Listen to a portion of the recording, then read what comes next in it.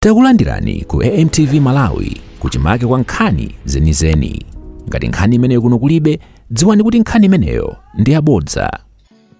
Aphunzitsi onse ogwira ntchito mboma omwe amatsogolera ziwonetsero za gulu la anthu ena ogwira ntchito mboma awasamutsa malo awo ogwira ntchito kupita ku maboma osiyanasiyana.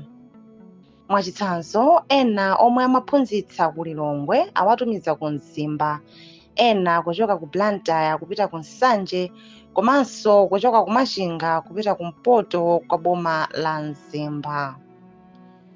Malinga ndi kalata yomwe Zodiac yaona, aphunzitsi onse omwe alipo 13 awalamula kuti achoke ndi kupita komwe awatumiza nthawi yomwe alandira kalata. Ogwira ntchito ena amachita ziwonetsero lachitatu pofuna kuti boma liwakwezere malipiro awo. Mkulu wa bungwe la CSEC a Benedicto Kondowe anauza Zodiac Online ngakhale boma lili ndi mphamvu yosamutsa anthu ogwira ntchito, koma nthawi yomwe izi idzachitikira ikuzetsa mafunso ochuluka kuti boma likungofuna kukhazika pansi anthuwa pomenyera ufulu wawo pa ntchito.